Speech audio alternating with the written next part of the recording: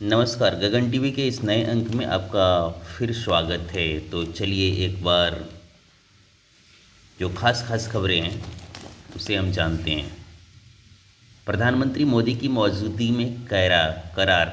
राष्ट्रपति मैक्रो ने कहा, भारत हमारा बेहद भरोसेमंद साझेदार। फ्रांस हथियार और तकनीकी दोनों देगा, यानी हथियार के साथ उसका तकनीक भी मुहैया कराएगा। भारत शीर्ष 3 एआई महाशक्तियों में शुमार।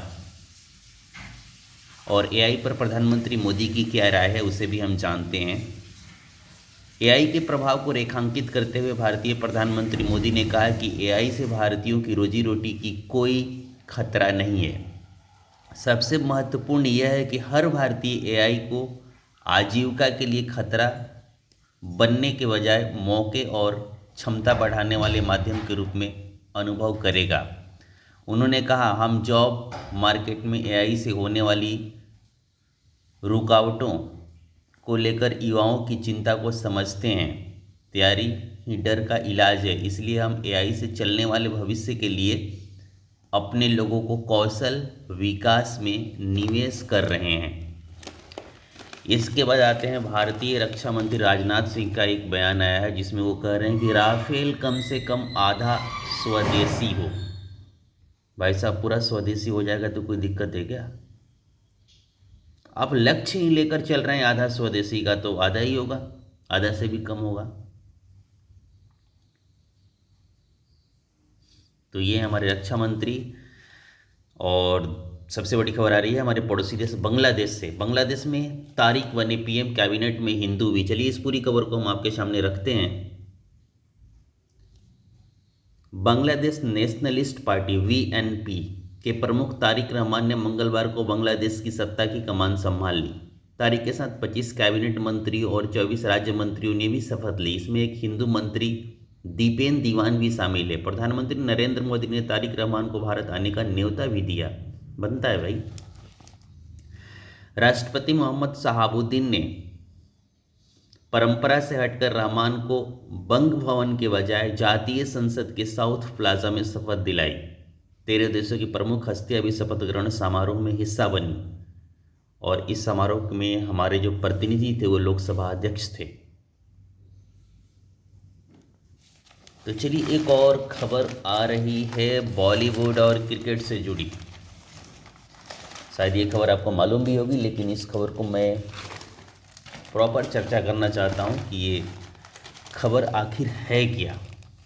आखिर प्रेमानंद महाराज इतने प्रसिद्ध क्यों हैं?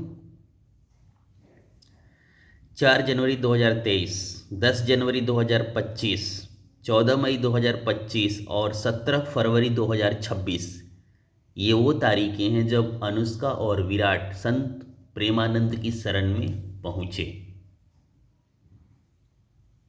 तो जो लेटेस्ट घटना है वो कल की है, बीते कल की। तो आइए उसके बारे में पढ़ते हैं। दिग्गज क्रिकेटर विराट कोहली और उनकी पत्नी अभिनेत्री अनुष्का शर्मा एक बार फिर संत प्रेमानंद की शरण में पहुंचे। मंगलवार की सुबह वृंदावन स्थित केली कुंज आश्रम में प्रवचन सुनने पहुंचे। दोनों के गले में गुरु दीक्षा का प्रतीक तुलसी की कंठी माला नजर आई। माना जा रहा है कि दोनों ने दीक्षा ले ली है, हालांकि आश्रम प्रबंधन ने इसकी पुष्टि नहीं की है।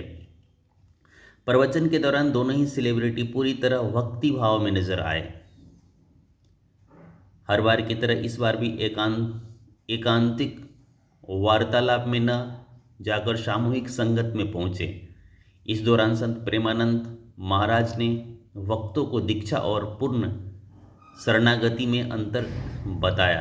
उन्होंने कहा कि दीक्षा पूर्ण शरणागति को पहली पीढ़ी है। लौकिक जगत में शरीर की चेष्टाएं, इच्छाएं अपने मन के भूख प्राप्ति के लिए होती हैं, जबकि शरणागति में ये चेष्टाएं अपने इष्ट की प्राप्ति के लिए होती है।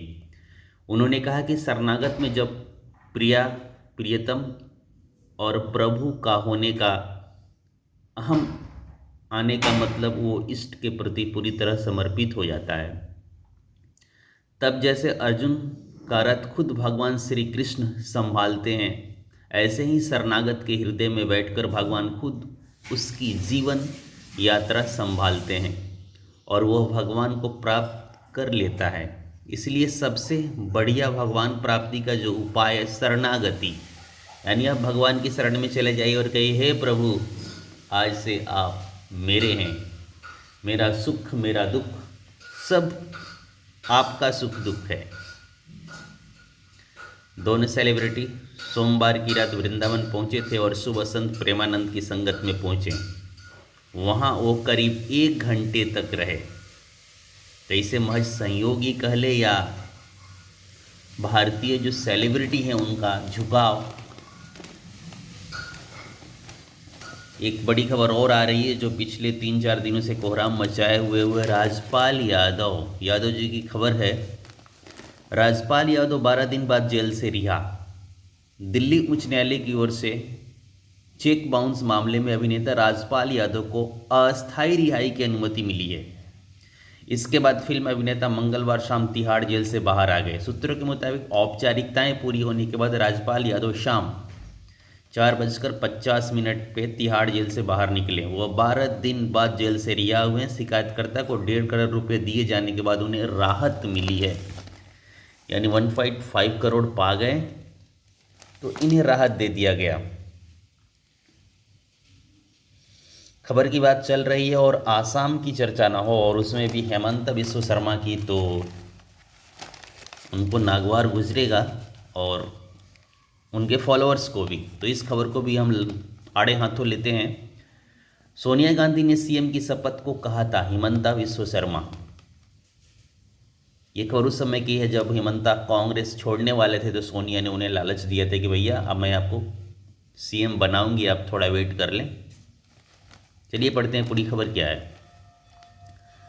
आसाम के मुख्यमंत्री हिमंत बिस्व शर्मा ने मंगलवार को दावा किया है कि 2014 में जब कांग्रेस के 58 विधायकों ने उनका समर्थन किया था, तब तत्कालीन कांग्रेस अध्यक्ष सोनिया गांधी ने उनसे पार्टी की ओर से मुख्यमंत्री के तौर पर शपथ लेने की तारीख तय करने को कहा था, लेकिन राहुल ऐसा नहीं चाहते थे। शर्मा ने विधानसभा में मंत्रिमंडल की बैठक के बाद कहा कि उन्हें मुख्यमंत्री बनाने के सोनिया गांधी के आश्वासन के बाद मैंने उनसे कहा था कि जून में कामाख्या मंदिर में अम्बुवाची मेले के बाद शपथ लूँगा। तब अमेरिका दौरे पर राहुल जी गए और उनकी बात बहुत सारे नेताओं से हुई और उसके बाद स्थिति बदल गई। तो ये थी आसाम के बारे में खबर। एक खबर मैं आपके सामने और रखना चाहूँगा और सबसे ज़रूरी बात जो मैं अपने दिल से आपको कहना चाहूँगा कि मुझे बेहद खुशी है कि आपने इस चैनल को ट्यून किया है, और यदि आप इस चैनल पर नए हैं तो लाइक, सब्सक्राइब और शेयर करना ना भूलें। न्यूजीलैंड सुपर 8 में पहुंच चुका है। कनाडा को 8 विकेट से उसने शिकस्त दी। तो ये है आज की खबरें। एक फाइल जो पूरे विश्व को तबाह कर रही है, एपेस्टीन फाइल। एपेस्टीन फाइल में जो ताज़ा खबरें निकल के आ रही है उसमें आप खुद भी देखिए। एपेस्टीन से मेरा लेना नहीं, ना ही देना है ट्रंप। अमेरिकी राष्ट्रपति डोनाल्ड ट्रंप ने एक बार फिर कारोबारी और यौन अपराधी जेफरी एपेस्टीन से किसी भी संबंध के आरोपों को खारिज कर दिया है। ट्रंप ने कहा, मुझे पूरी तरह निर्दोष साबित किया जा चुका है, मेरा जेफरी एपेस्टीन से कोई लेना देना नहीं है। ट्रंप की कुछ तस्वीरें जेफरी एपेस्टीन के साथ वायरल हो चुकी हैं। इससे पहले व्हाइट हाउस की ओर से दावा किया गया कि ट्रंप ने वर्षों पहले ही एपेस्टीन से संबंध तोड़ लिए हैं। ये तो ट्रंप का बात हुआ, और इधर भारत के हरदीप पुरी भी कांग्रेस के निशाने पे हैं, और इसी फाइल के चक्कर में, एपेस्टीन फाइल के चक्कर में ही हरदीप पुरी पर रोज लोकसभा राज्यसभा में बवाल हो रहा है। तो कोई उनसे जुड़ी खबर मिल रही है तो मैं आपको उसका भी अवलोकन कराता हूँ।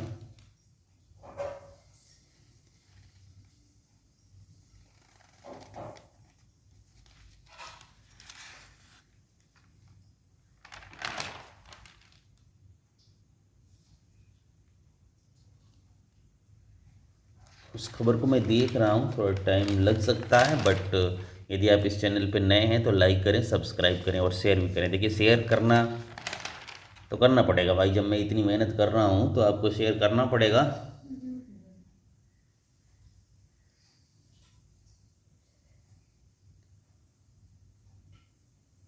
एक खबर में एआई समिट चल ही रहा है दिल्ली में, और अच्छी बात है कि दुनिया के 16% एआई प्रतिभा भारतीय हैं।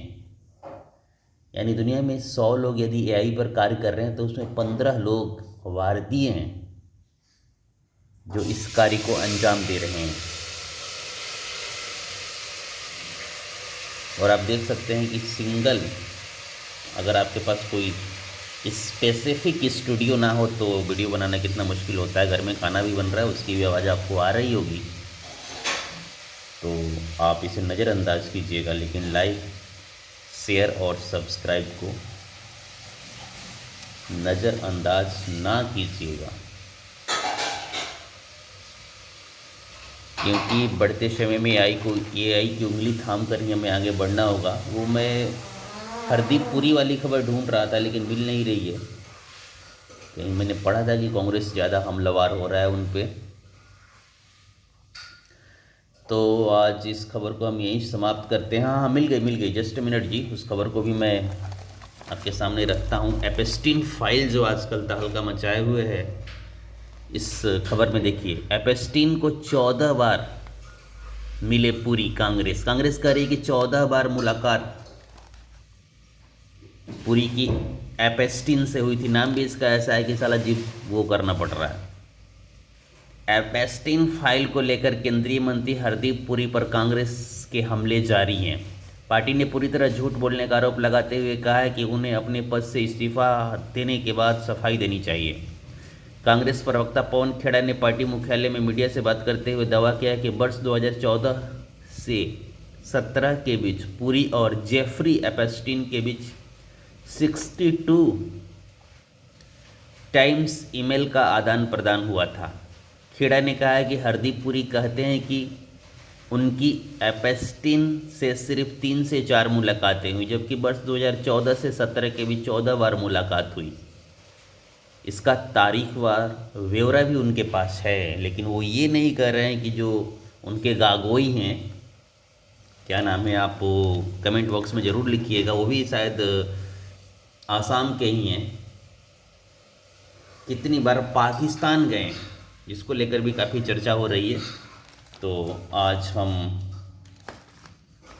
इस समाचार को यहीं विराम दे रहे हैं, और आपका आशीर्वाद रहा तो आगे भी इसे जारी रखेंगे, सेम फॉर्मेट होगा। जय हिंद, जय भारत।